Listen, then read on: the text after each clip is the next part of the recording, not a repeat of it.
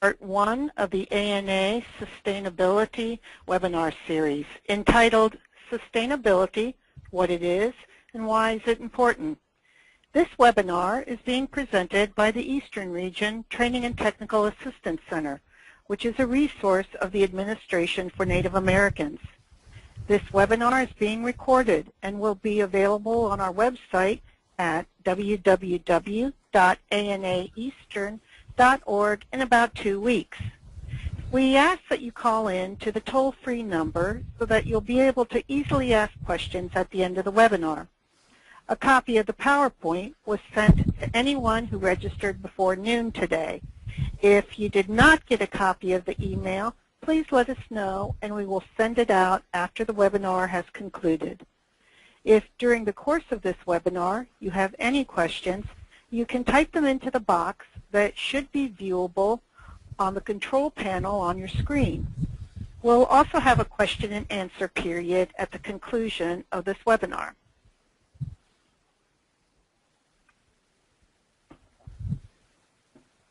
My name is Candy Carmy, and I'm the Technical Assistance Specialist for the Eastern Region.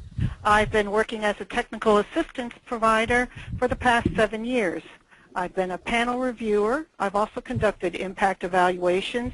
I've worked on training curriculum development, conducted trainings, and worked with applicants on application development. I am a member of the Oneida Nation of Wisconsin. My co-presenter today is Robert Parisian. Robert? Good afternoon and good morning to those of you that's applicable to. My name is Robert Parisian, and I am the training specialist for the Eastern Region Training and Technical Assistance Center. I've been working as a technical assistance provider for the past 14 years. I conduct project planning and development training, pre-application training, post-award training, have assisted in the conduct of impact evaluations, worked on curriculum development, and have assisted applicants during both the application development process and grantees with grants management.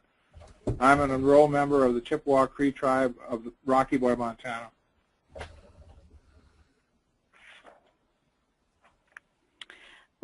Not all of you may be familiar with the Administration for Native Americans, so we wanted to give you a little bit of information about ANA to start this webinar. ANA is a program located within the United States Department of Health and Human Services under the Administration for Children and Families.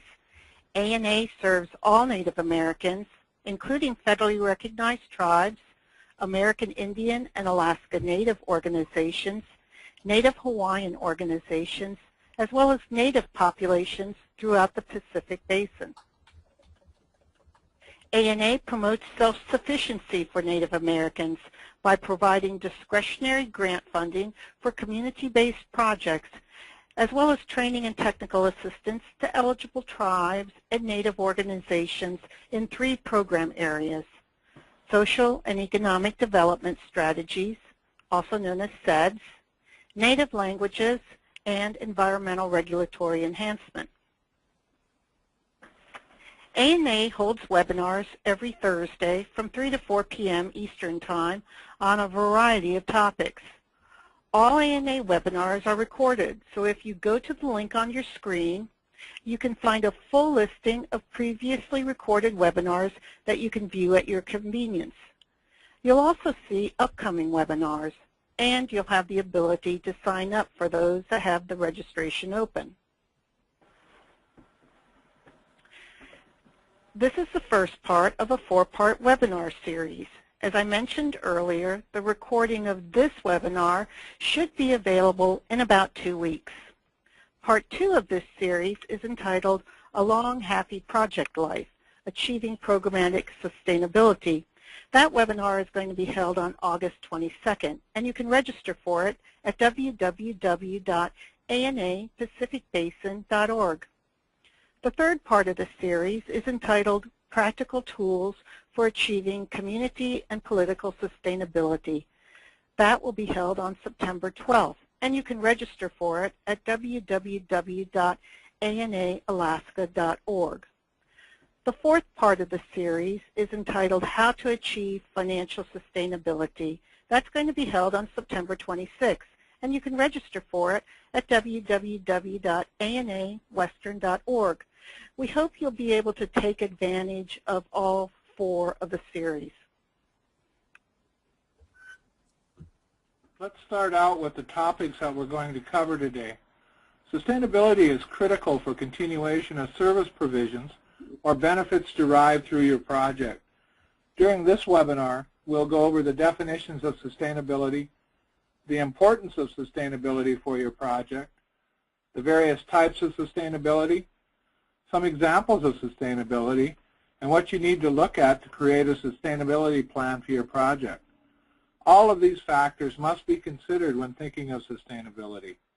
We'll also be joined by a grantee, Mr. Jim St. Arnold of the Great Lakes Indian Fish and Wildlife Commission, who will discuss sustainability as it applies to some of his organization's projects, and will close with a question and answer period. Sustainability is important not only to the administration for Native Americans, but more importantly to your community that you are serving through your project. Whether it be an application that you are writing or one that you are currently implementing, sustainability is a vital consideration. How will your project services or benefits be maintained after the project ends? During this series of webinars, our objective is to provide you with an understanding of what sustainability is and methods to achieve sustainability for your project and your community. Now, there are a number of different definitions for sustainability. The definitions are similar in nature and all align to a certain degree with the ANA definitions. Sustainability speaks to the continuation of benefits or something, the ability to survive and grow over time, designating of or characterized by a practice that sustains a given condition as economic growth or a human population without destroying or depleting natural resources, polluting the environment, etc., such as sustainable agriculture. Sustainable development is development that meets the needs of the present without compromising the ability of future generations to meet their own needs. The capacity to endure.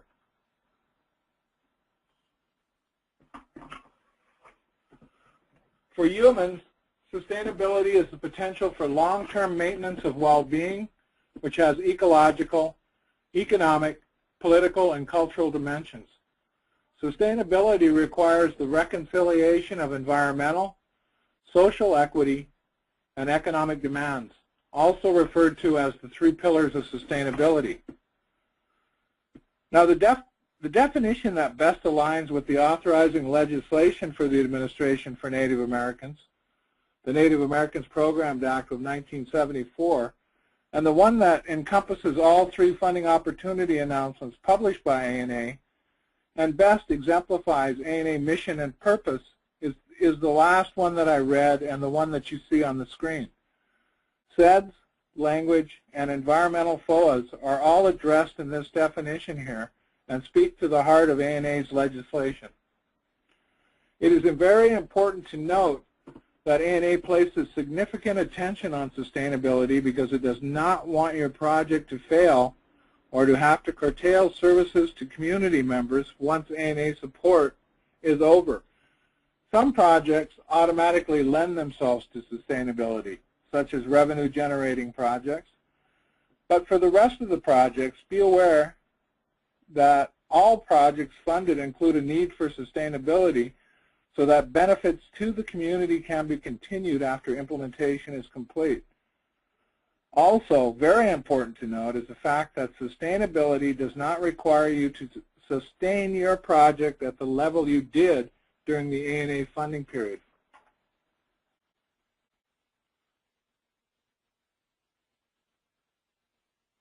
Sustainability in practice. The boxes shown on the screen are the definitions for a sustainability plan and a sustainable project. These are from ANA's training manuals and FOAs. Sustainability plan is a narrative description of how a project and its benefits will continue after grant funding is complete. And sustainable project is an ongoing program or service that can be maintained without additional ANA funds. However, when considering sustainability, the definitions presented earlier should all be taken into consideration when developing your sustainability strategy. As you can see, any or all of the other definitions presented earlier speak to sustainability as ANA would like to see it within your applications. Or if you're already funded, ensure that your sustainability plan is in place when your project ends so that services and benefits do not end because of an inadequate sustainability plan. Now that we know what sustainability is, let's go over why sustainability is important.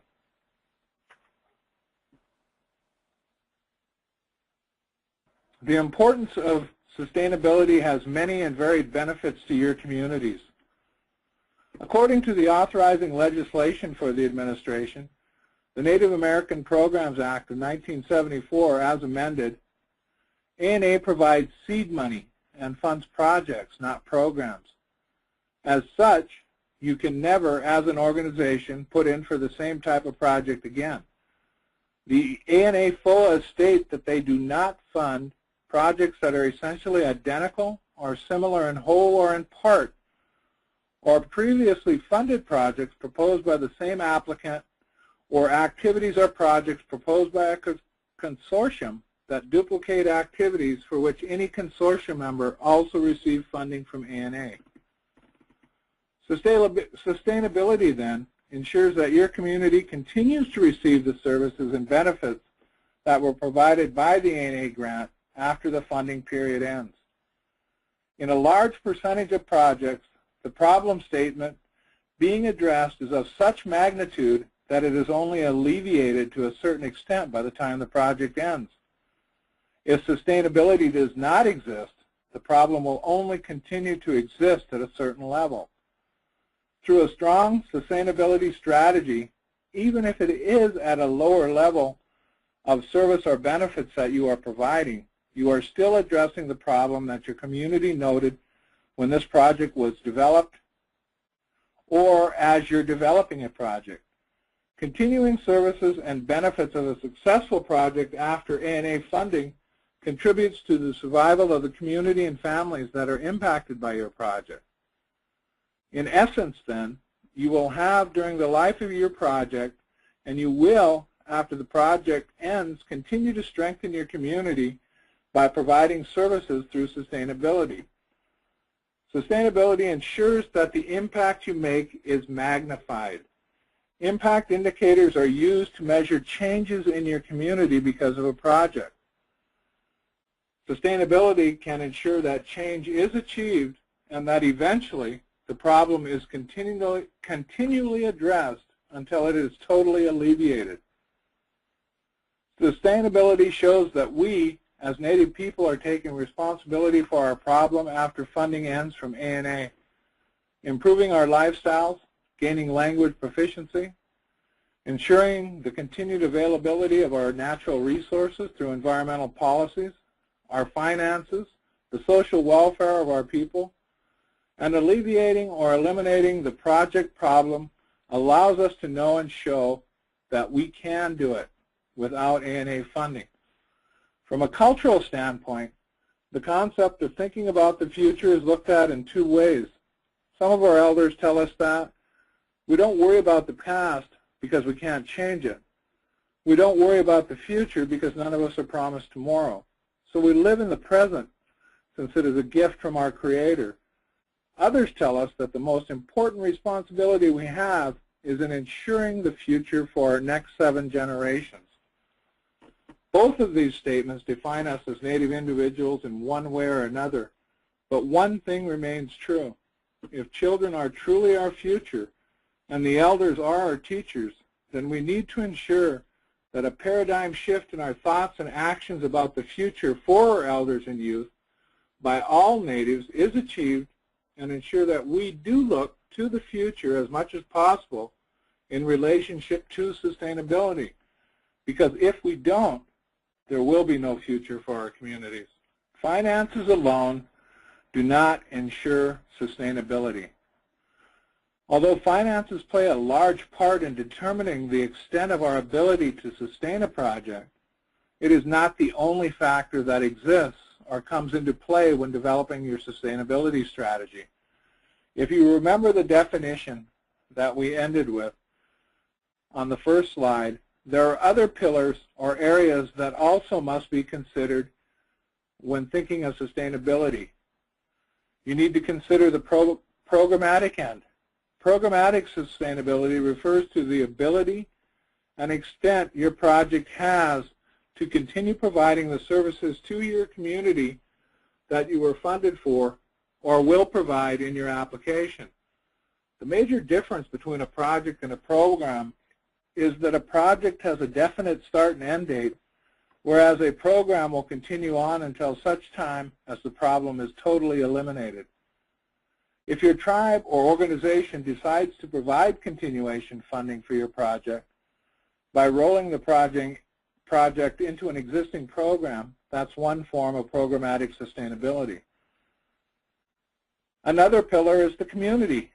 Community includes stakeholders, the community or tribe as a whole, partners you have developed prior to and during your project, and your city, county, state, or federal agencies.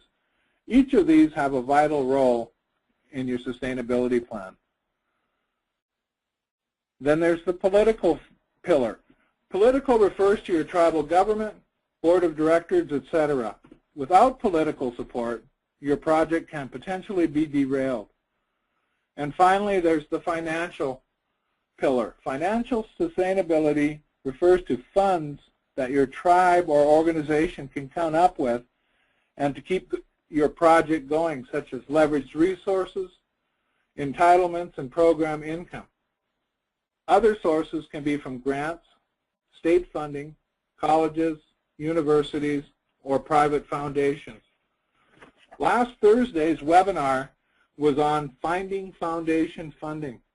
The recording should be available any day, so take a look at it and see how you can go about securing funds from foundations to assist in your sustainability efforts. Now, each of these components play an equally important part to your sustainability strategy, and each should be looked at closely and factored into your plan. The lack of any of these components can possibly lead to non-sustainability. Candy? Thank you, Robert. So Robert's gone over quite a bit about sustainability and types of sustainability.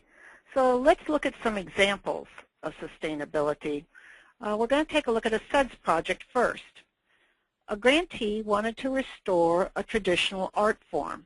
They developed training curriculum and teaching workshops which were held in a number of their communities.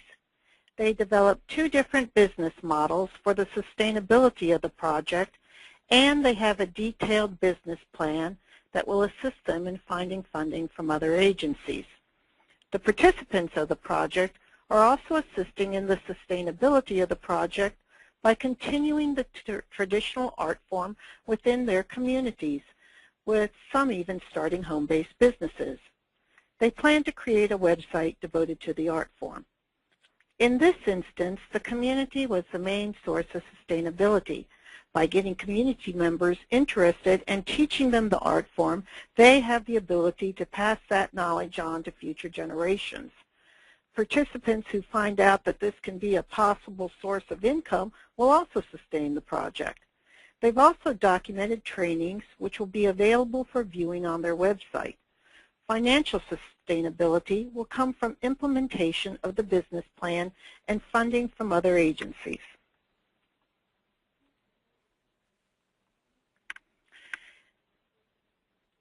Let's look at a language project. A language project developed language curriculum utilizing recordings of elders speaking the language. They use this curriculum to provide online language lessons. Podcasts were also developed and are being utilized by tribal youth. The chairman of the board of directors is a fluent speaker who will politically support the project. During the course of this project, a total of 29 partnerships were developed. In their newsletter, they continuously put information on language to keep the community engaged. In this example, they have community support, and they continue it by keeping the public up to date on language activities.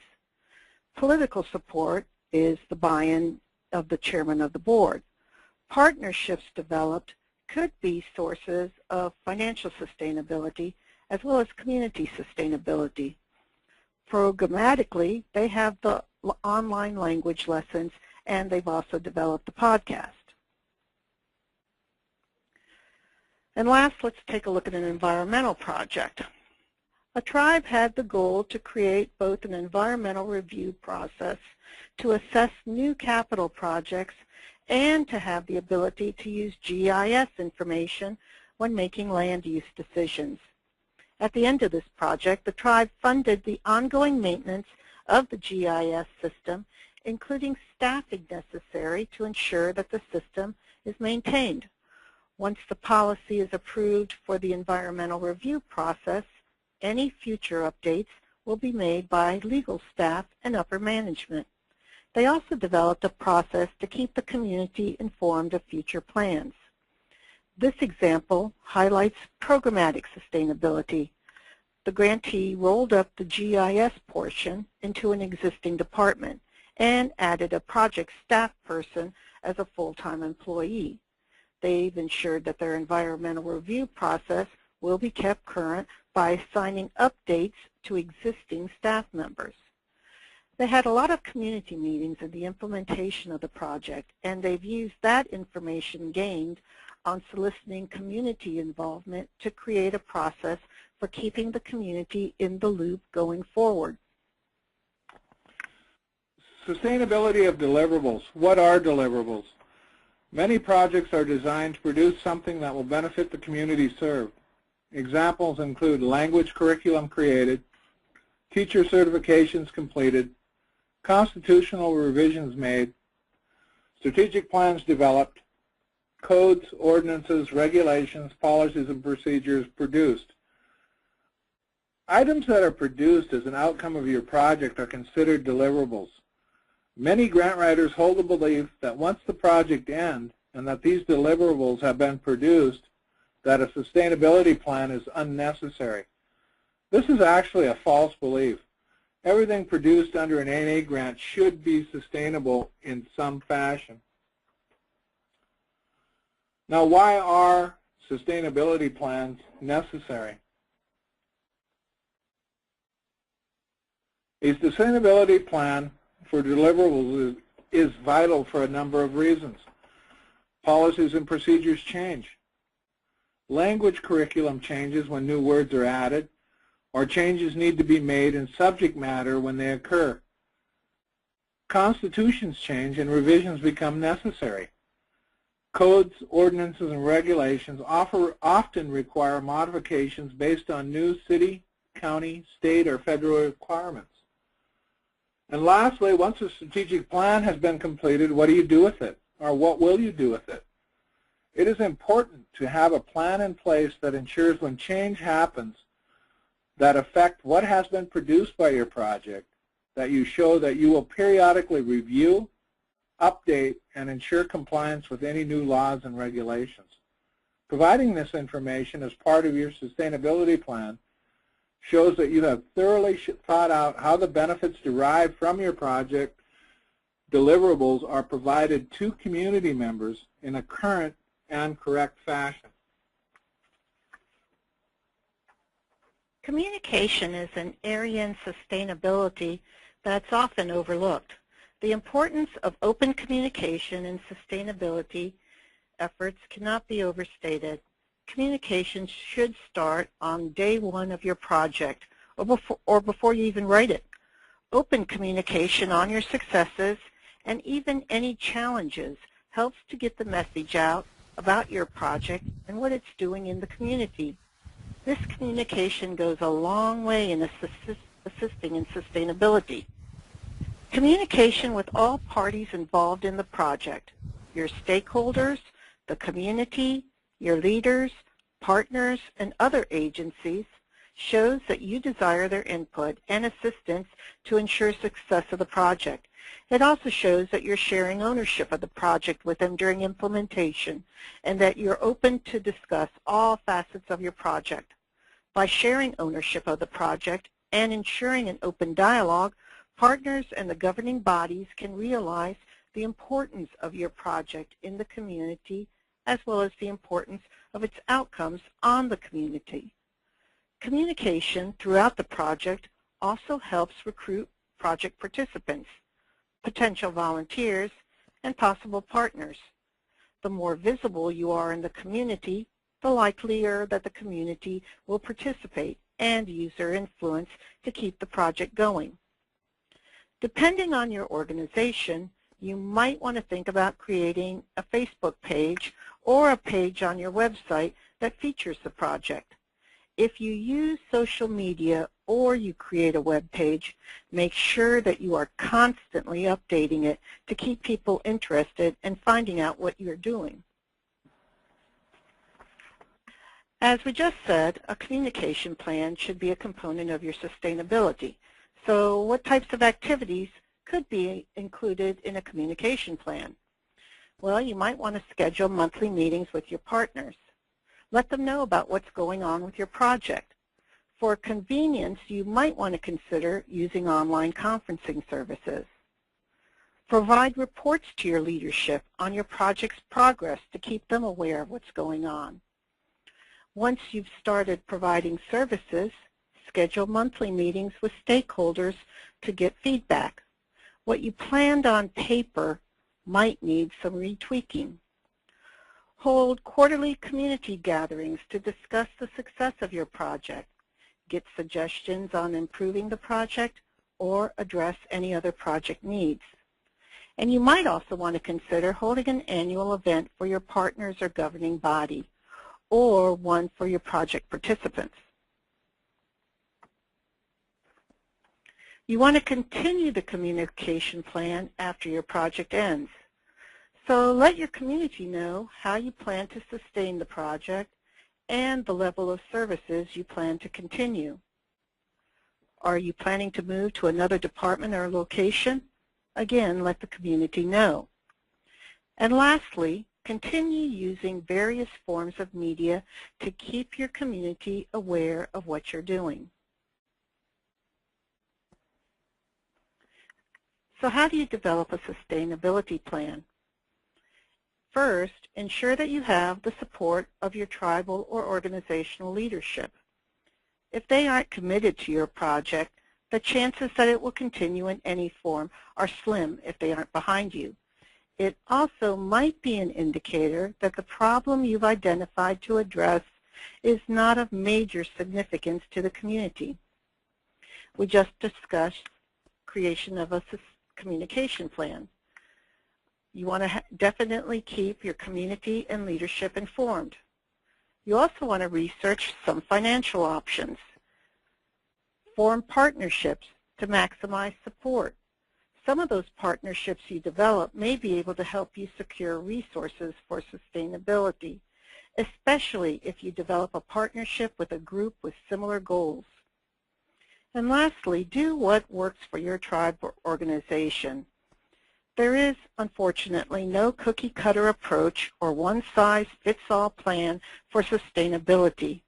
What another organization did may not work for you, even if it was a similar type of project. You need to take the time to develop your sustainability plan based on your community and the benefits that will result from your project.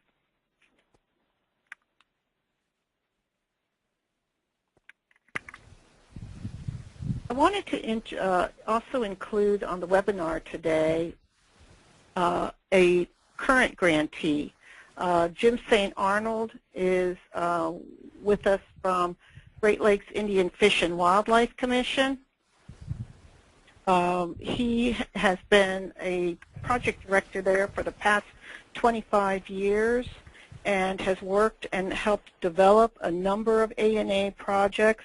He is also an ANA panel reviewer, and he, in one incarnation, was a training and technical assistance provider. So we're going to turn it over to Jim now.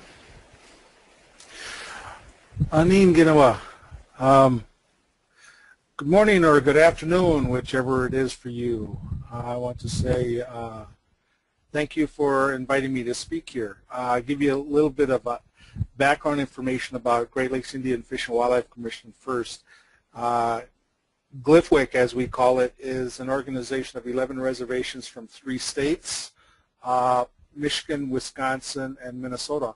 Each of our member tribes have court-recognized off-reservation hunting, fishing, and gathering rights. So they're very involved in natural resource issues and such.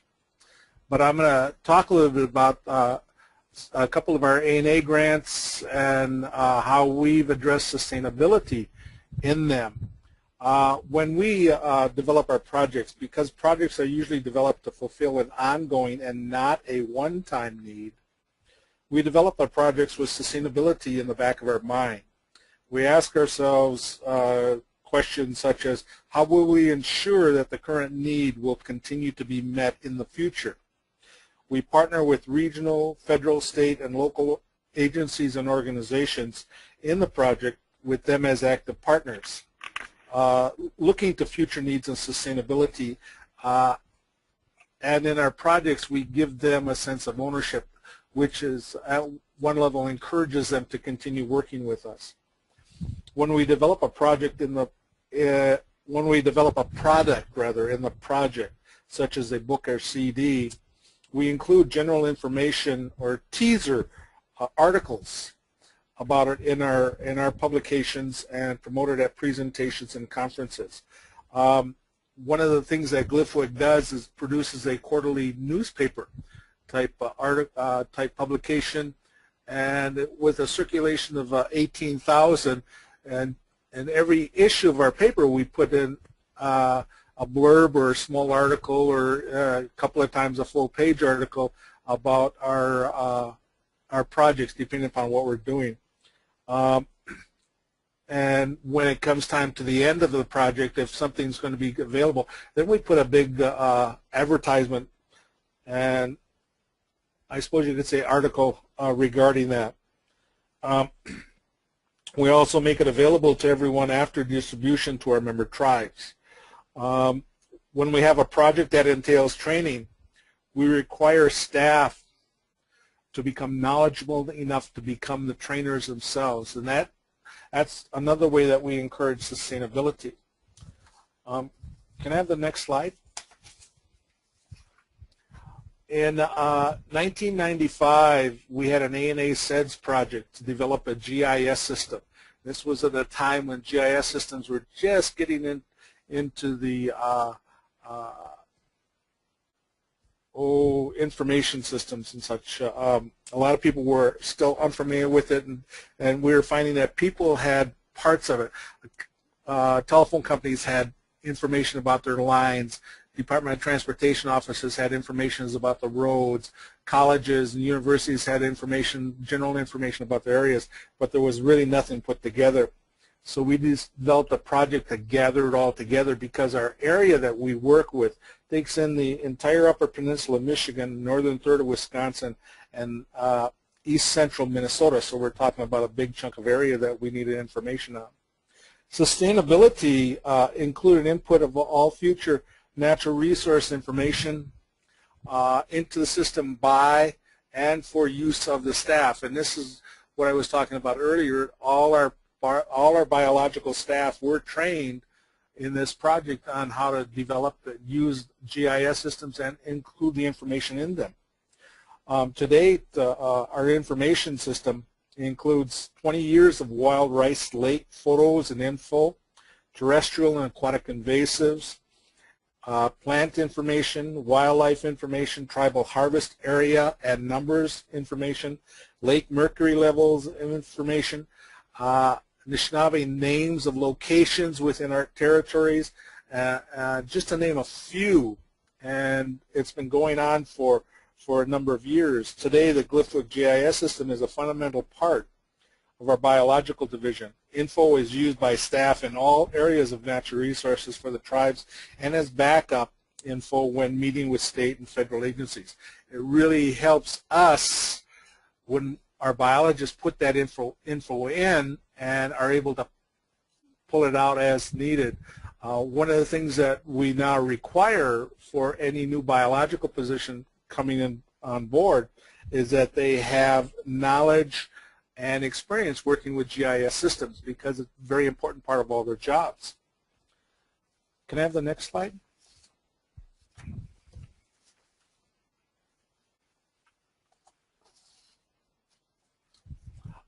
In 1998, we had an ANA-ERE project. The study was mercury study of tribally speared lakes. The project was to do a study of mercury levels of fish speared by tribal members.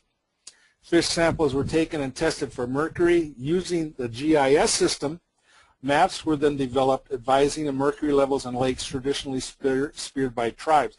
And using the GIS system, we were able to make the maps tribal specific, because the lakes speared by one of the tribe in, say, eastern Wisconsin are not the same lake speared by another tribe in Minnesota. So we're able to do that utilizing our GIS system.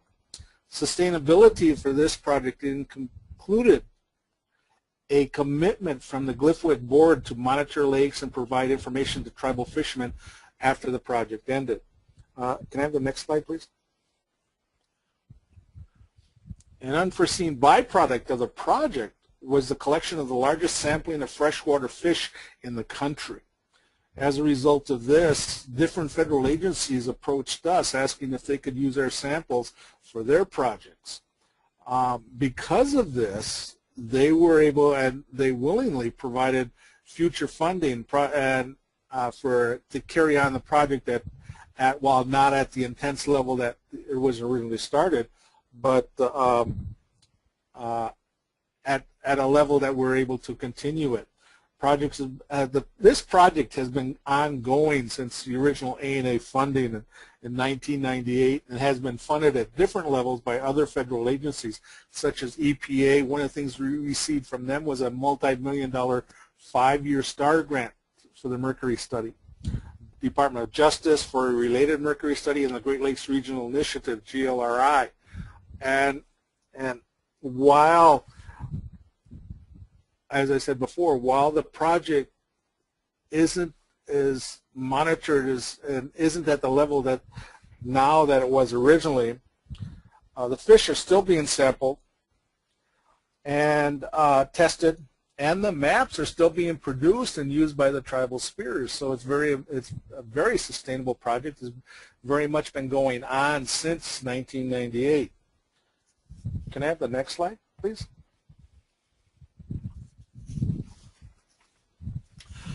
In 2010, we received a project, a Zukaninanig language preservation project.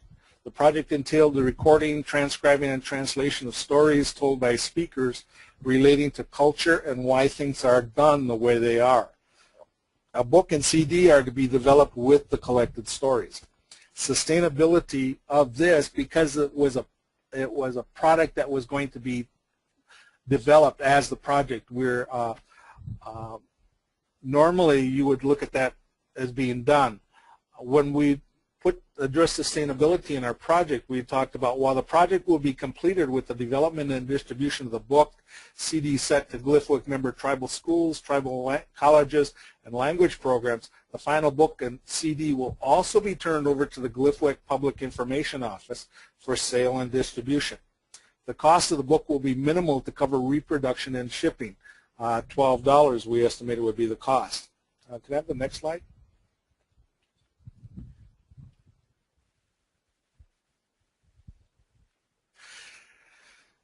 To date, we are having 6,000 copies of the book, Debajino Winan. Anishinaabe Stories of Culture and Respect. 400 will be delivered to each of the Glifook 11-member tribes, 500 to the PIO office, our Public Information Office, and the remaining to project participants, Glifook staff, tribal colleges, project partners, Native American offices at regional colleges, universities, and others. We had 2 weeks ago, we had an honoring ceremony of introducing the book. We were able to get the printer to deliver us a couple of hundred copies of the book that we had at an honoring ceremony of our board meeting and a tribal gathering. At this ceremony, we honored all the project participants and partners, formally recognizing them, and gave the book out to everyone that attended. The feedback on that was great. Our Public Information Office, once we give them the books, they will add that information to their website. They are presently adding the information into an article that's going into the next issue of our newspaper. That's coming out later on this month. They will add information to the website, Glifook website. They will add information about the book and the availability of the book to our Facebook page. They will add the book in the publication listing of information that's going to be made available to teachers in the region and at conferences, presentations, and booths at state fairs, powwows, and regional festivals. So it's a big push to continue this on. We've done this something similar with other projects where we've developed CDs and DVDs from as far back as 9 years ago. And because of this, doing it this way, we're able to continue to get reprints, and we're still being asked for things that we're still being asked for items that were printed 20 years ago.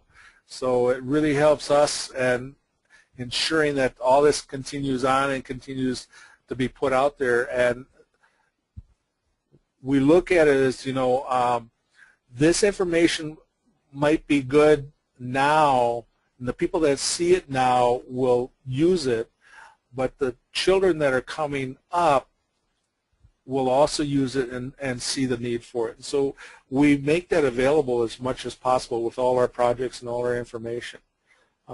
Monsieur Miigwech. Thank you so much, Jim. I really look forward to seeing that book when it comes out. Thank you again for sharing with us. We want to make you aware of some resources that are available. The ANA Resource Guide is a reference to help you find resources through nonprofit organizations, government agencies, foundations, institutions, and individuals working on a non-for-profit basis that can provide resources, guidance, assistance, and information pertaining to governance and social and economic development. And you can access that by going to the link on your screen. The ACF Resource Guide was created to inform the public about the wide range of services that ACF provides. It contains an overview of the agency's array of programs and services designed to enhance present opportunities and future prospects for children, families, and communities across America. The 2011 Impact and Effectiveness of ANA Projects Report to Congress is an invaluable source of information. ANA conducts impact evaluations on a portion of its portfolio. This report highlights, I believe, 73 grantees and projects that ended in 2011. And again, I can't emphasize how great of a resource this is because it lets you see what's going on out in Indian country, what type of projects are being funded. It also highlights their challenges, best practices, and gives you an idea of the results and benefits of the project. So it's really a great source to go and look at and see the types of projects that ANA funds. And lastly, we provide project planning and development trainings.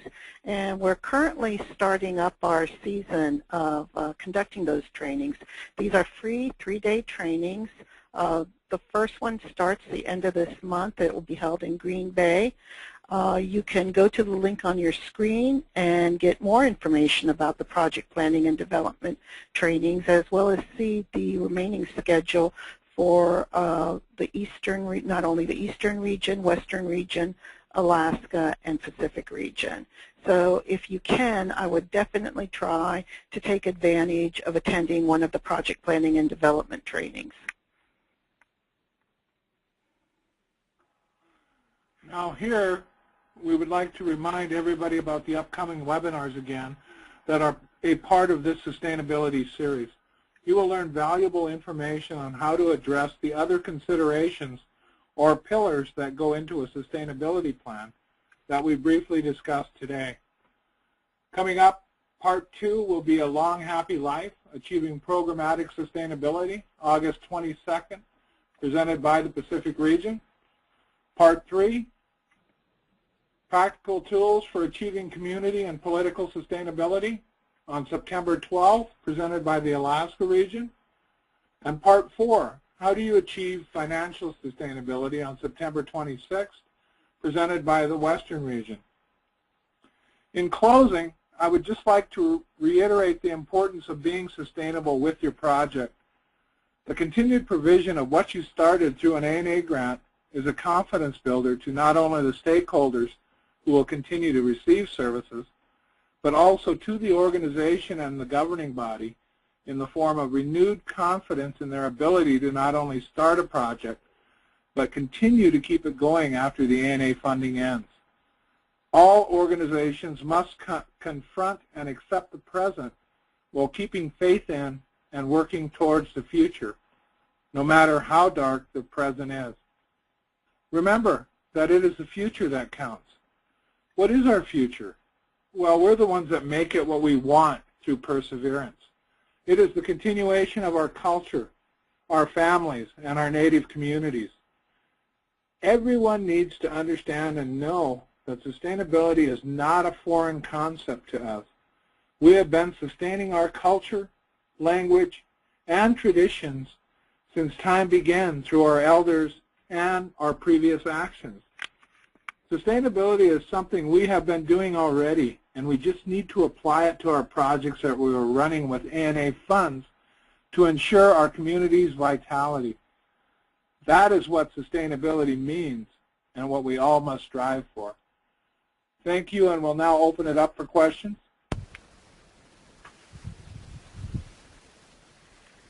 If you have a question, please type it. You can either type it into the question box on your control panel, or if you raise your hand, I can open up, and if you have audio, I can open it up and you can ask your question directly. I know we did have one question earlier, Robert. Can you please explain what you meant by a paradigm shift? Means that our thinking has to totally change. We say that our children are our future and our elders are our teacher, but our actions don't actually show that. So we need to shift and show that we really are committed to doing that, instead of just using, I guess, I kind of say the term word candy. We talk good words, but we put no action behind it. It's time to not only talk about it, but provide action for it. Jim, are you still on? Yes, ma'am. We got a question from that someone would like to know if they can request a copy of your book and CD, and if so, where can that request be sent? www.glifwc.org. It won't be available till later part of this month because the amount of books and such we're asking to be printed up, they should start coming in next week. So we're going to make it available to anyone that's interested at the end of this month. So, and I think the final price is $12 plus $2.25 for shipping. Great. And also, someone was asking, what is the title, the Anishinaabe title that you have of the book? What does it mean? It's basically stories of that relate to culture and stories that relate to respect. Okay, thank you. We have another question. How is programmatic sustainability different from other types of sustainability? Robert? Programmatic sustainability is actually the provision of services and turning it in from a project into a program where community and political speak to the people that are involved with your project. They all tie in together. There's really all of the pillars or the faucets that we talked about in relationship to sustainability tie in together and make up your sustainability plan. Thank you, Robert. Do we have any other questions? I have a question. Should partners be with only key project participants and agencies?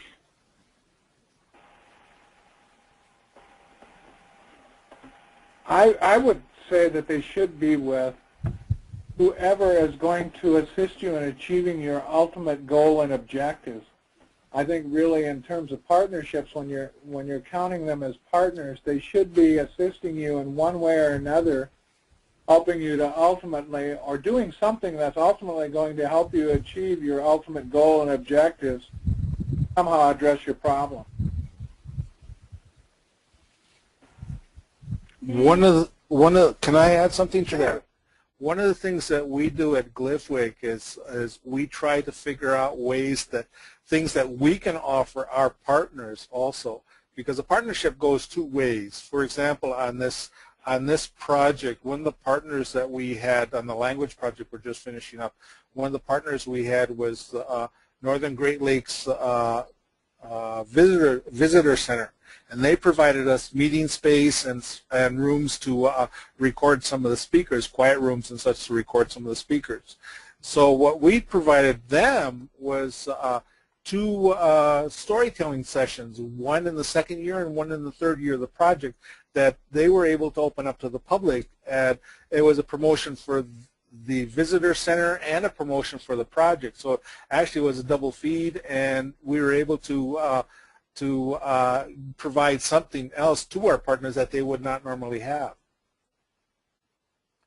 Thanks, Jim. We have a question here from Steve who asks, can partners be listed in a grant application without an MOU in place? Sometimes it's hard to have that agreement set in stone before a project begins and needs are truly known. I would say yes to that. During the impact evaluation, they'll want to see some form of what your partners actually did and the numbers you listed, and you'll also report it on your OPR during your quarterly reporting. So if you've got partners that you don't have an MOU or an MOA, by all means list them and what they're supplying to your project. Thanks, Robert.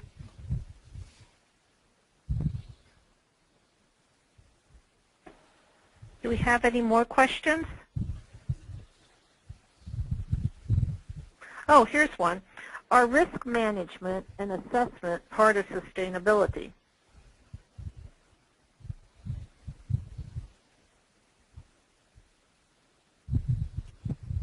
In relationship to sustainability, I would say that risk management would be a part of it, yes. I really, in what relationship are you talking about as far as risk management? If you can add or supplement that question, that'd be helpful. Suzanne. while we wait for Suzanne to get back and clarify her question a little bit, we have gotten several requests for a copy of the slides or the PowerPoint. We did send that out prior to the webinar. However, you might want to check your spam, but we can also resend that out if you just send. I'll look on here on the chat and pick out the folks who didn't get it, and I can send it out to you. Also, if we didn't get any clarification, Candy, I would say the risk management, considering that in anything you do with your grant application or your grants management, is a good practice to get into. She just typed in terms of making decisions for options that may occur or unforeseen occurrences, instability in tribal government, for instance. It sounds like a contingency plan.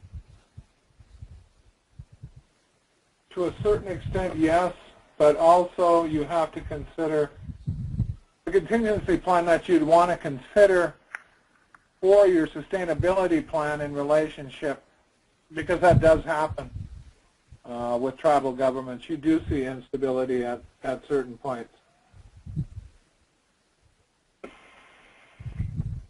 And we have another question. If your project involves the use of services already available from tribal sources, is an MOU still necessary?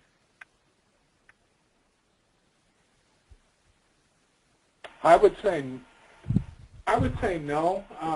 A lot of people really don't like doing MOUs.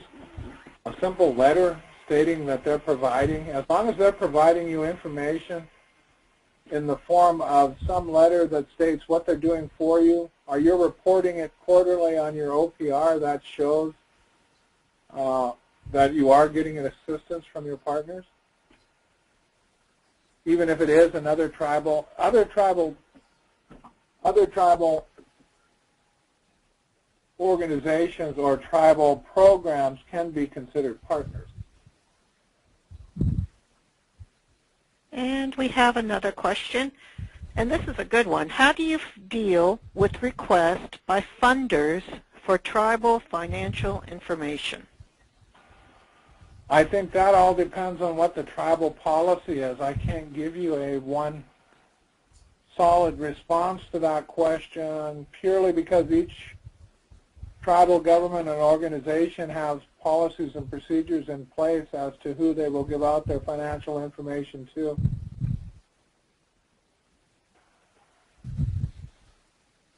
In the case of funders, I would really hope that that's something that you would be upfront about, though.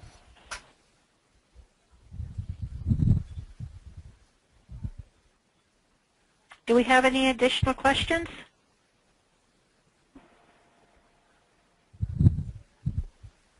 Would a committee of elder fluent speakers working on the project be considered a partnership?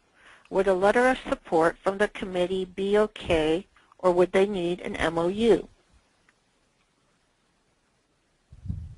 I don't think that's really a partnership.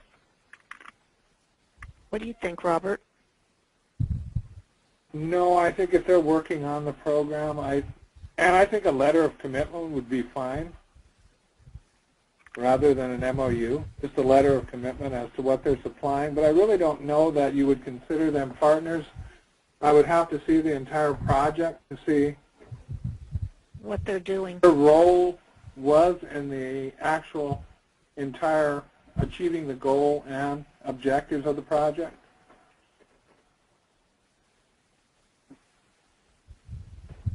Do we have any last questions? I realize we're getting at about that hour point now.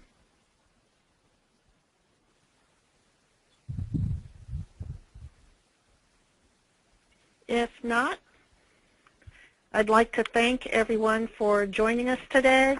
And again, if you'd like to listen to this recording again, check on our website in about 2 weeks, or and also try to, if at all possible, make sure that see if you can sign up for the remaining 3 webinars. Again, thank you for joining us today.